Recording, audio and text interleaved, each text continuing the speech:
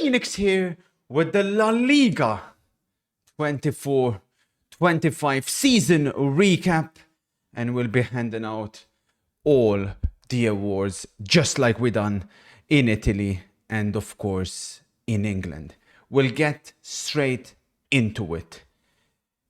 Similar format, similar everything.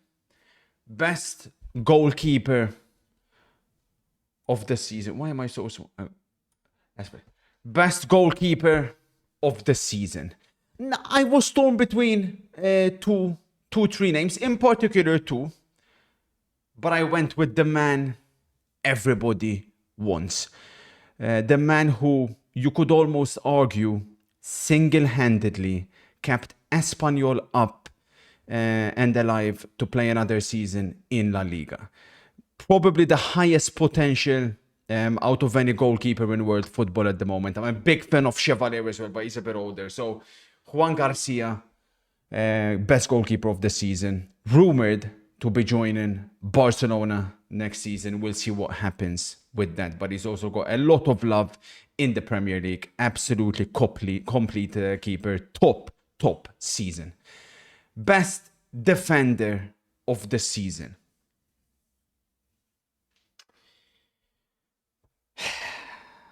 Inigo Martinez. It could have been Koundé, but I chose Inigo. Not only is Inigo the most improved player of the season, but he is the reason defensively why Barcelona have had the success they have had. He's the one that immediately understood and adapted to what Hansi Flick wants from his Barcelona team.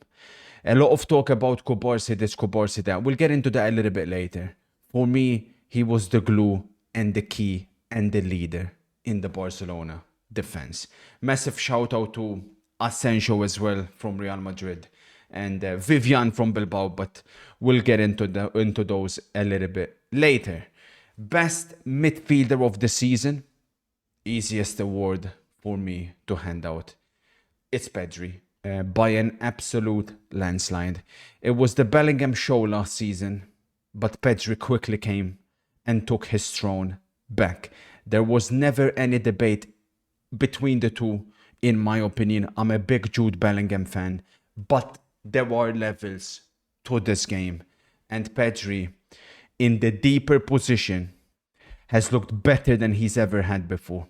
Initially, let's put it this way, it seemed like Hansi wanted to either play Pedri and Olmo side by side, or Pedri was going to play the more advanced position like he done for Spain. But ever since he brought him deeper, we also got to see Pedri's defensive qualities, which were extremely underrated, but it also allows him to be able to dictate more of the game because he can receive the ball in deeper positions. And the one question mark, of course, with Pedri is, can he get more goals? But that's why playing deeper will allow him to excel even more. No doubt about it. Best midfielder of the season. He has been an absolute joy to watch. Best forward of the season. Two names going head to hand. One from Barcelona, one from Real Madrid. Many would argue the two best players in the world on general ability. Lamine Yamal versus Mbappe. I had to go Yamal. Massive shout out to Mbappe, but over the duration of an entire season, Lamine Yamal has been unplayable. The period where Barcelona struggled was when he wasn't starting. If you go back and look at the results that they had in November, whenever he got rested or he had to miss a game, that was the one Barca struggled. It's no coincidence. And I say most improved, I gave it to Inigo. If we're being honest, he's probably the most improved actually. Incredible the potential that he has. And I cannot wait to see the level that this individual will reach. And as an Inter fan, I know this is strictly La Liga, but the last time I was that terrified facing an individual was the great man himself, Messi. But whisper it quietly, I was even more scared watching Yamal. Best forward. Unlucky Mbappe. Best young player of the season. Pretty straightforward. Yamal again, no debates. Best player of the season. Now, this is where it gets tough. If we're talking only La Liga, it's between three names: Yamal, Pedri, and Mbappe. If we're talking only Spain, my player of the season is Pedri. I think he's been the most consistent throughout the entire season. People will sometimes question, Yamal's lack of goals or Mbappe's start. With Pedri, there was no blip. Most man of the match awards in La Liga, 100% Pedri for me. I can slightly hear if those are going to say Yamal or some will say Mbappe, but if we're going to be completely honest, and you have to give it to one, if you've watched every single game this season, and I'm talking every single one of them, you know it's Pedri. Player of the season, chapeau, el Español magnifico. Manager of the season.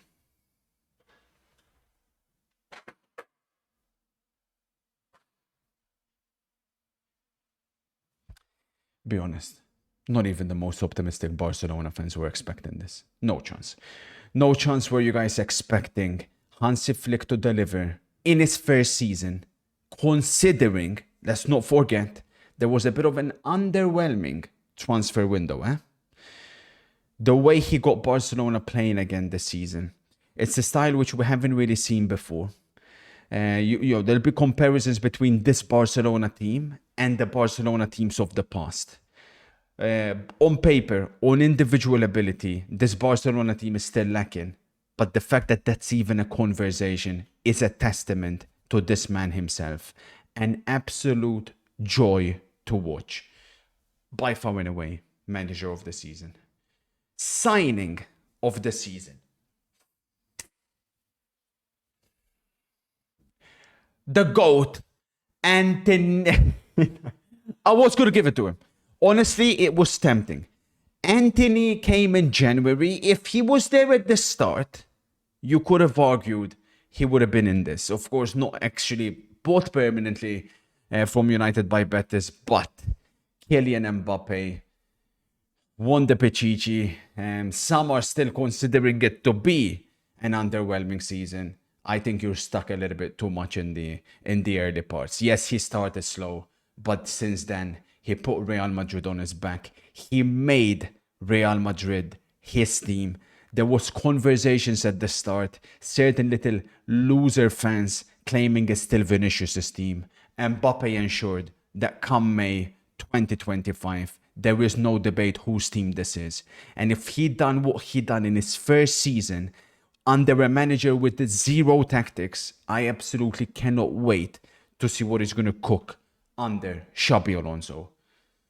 Worst signing of the season. I went with Oscarson from Sociedad.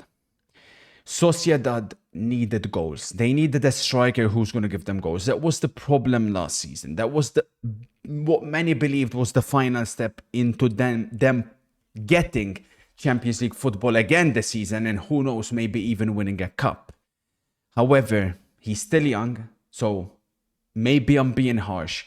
20 million spent, and he hasn't delivered. Sociedad's problem, yet again, has been scoring goals, and they've plummeted down the table from last season. So, unfortunately, for Sociedad and for Oscarson, he gets the worst signing. Flop of the season. My favorite one. The most overrated footballer in the world. And I told you that since day one. I'm not saying it here when he's coming off a bad season. I told you this when he was being labeled as the next Ballon d'Or winner.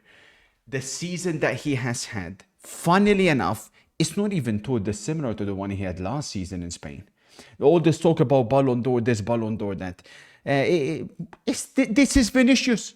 He still can't strike a ball. Yeah, his passing has improved. That's the one area where I would say he's improved. But his decision making still remains bad. And he still can't strike a ball. And he still thinks he's way better than he actually is. And even more so, now that Mbappe's coming, it's almost like, oh, I need to prove that it's still my team. So he's trying to do too much. And he's not even given any defensive output whatsoever. An absolute farce of a player. And if I was Xabi, if I was Real Madrid, I'll be letting him go in a heartbeat if there was any kind of offer. But it's looking like Rodrigo will be the one to go. And that's still a problem for Xabi. Make no mistake about it. This Vini and Mbappe, Vini is holding Mbappe back. That's still the big concern I have for Real Madrid heading into next season. Worst manager of the season. I could have gone with the Sevilla one, but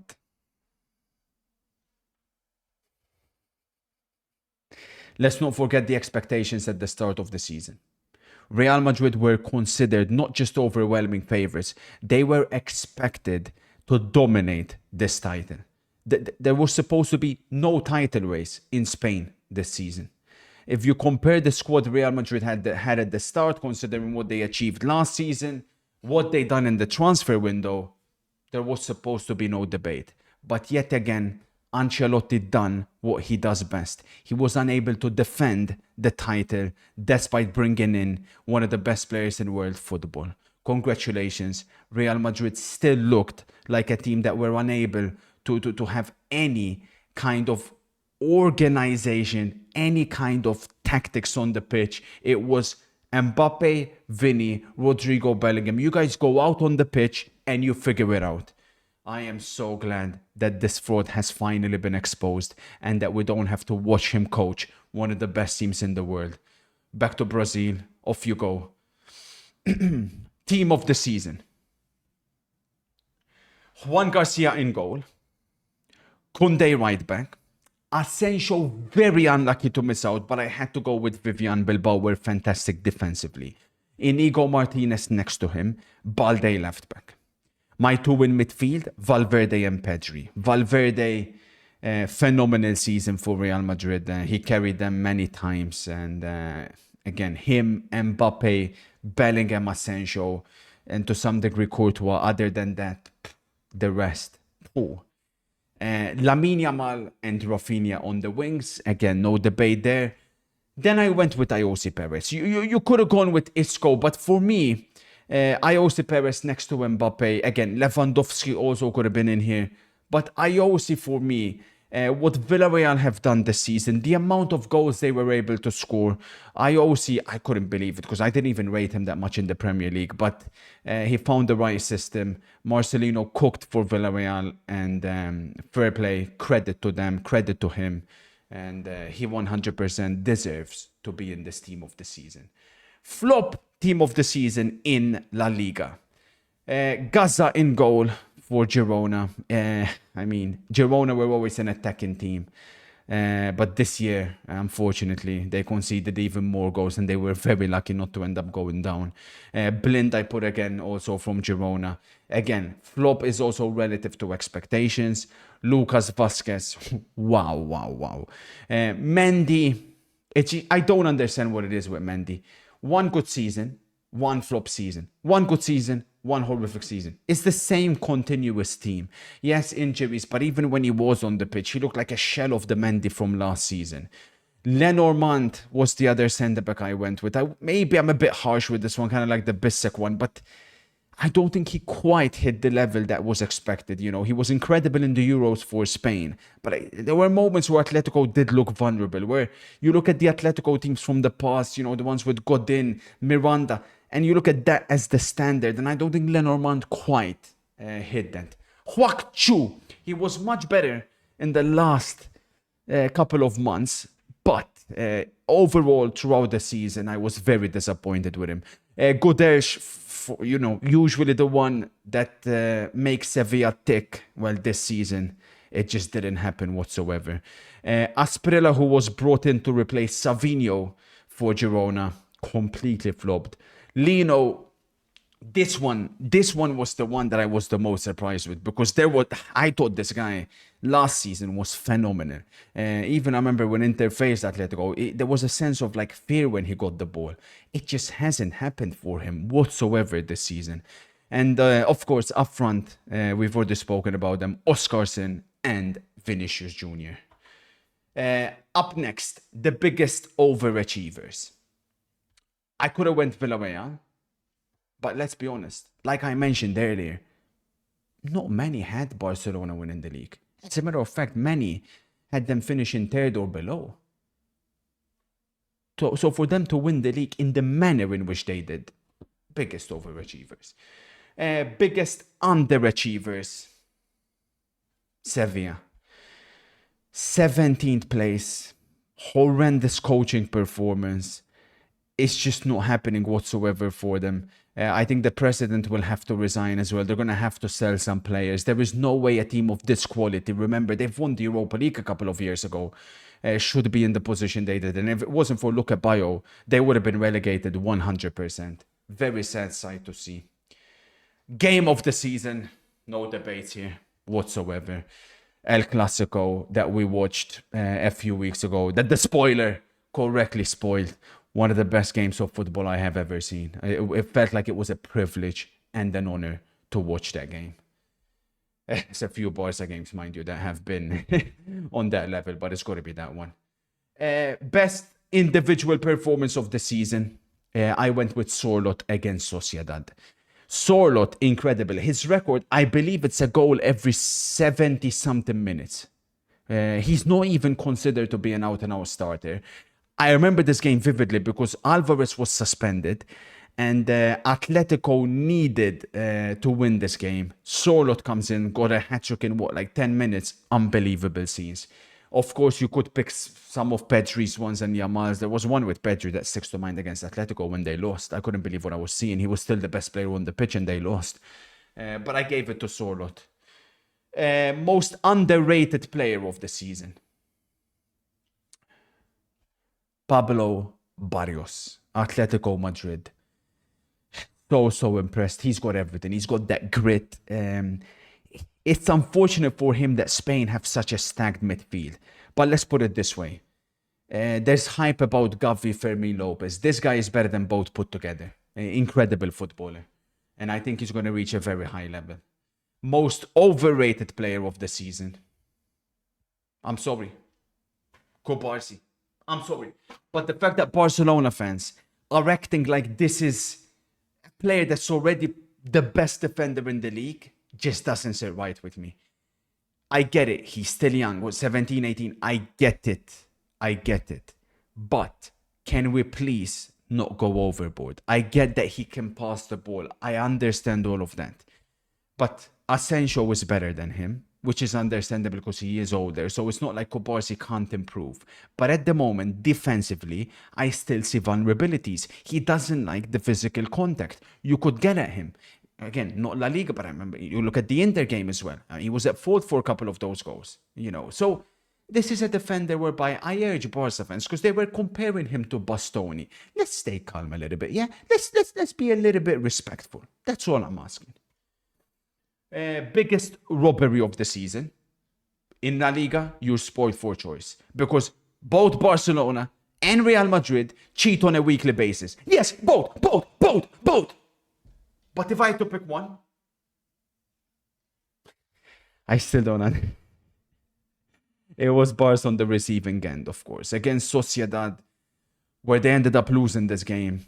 And this goal from Lewandowski was ruled offside. I'm not exactly sure still to this day what happened here, but they used the wrong image. That's the only explanation. They're claiming that's an offside there, but that's Sociedad's defender's foot, not Lewandowski's. So, crazy stuff.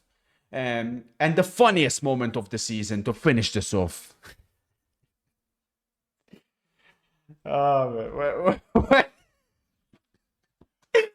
When Mbappe scored at the Bernabeu in the first El Clasico of the season, and he chipped the goalkeeper, and he was doing this. only to be called offside. And I think, what was it, 12 offsides at that game. Crazy. But as always, let me know if I've got anything wrong. The next video will be probably the most important video I have ever done. I've got the Europa League final correct. I've got the Conference League final correct. But up next is the Champions League final. So much hours have already been put into this. Tomorrow morning, the spoiler for the Champions League final. Everything you need to know. The goal scorers, the minutes, everything that will happen in Munich, I will reveal. So I'll catch you guys for that. And of course, for the Champions League watch along final, where again, I just ask for some respect.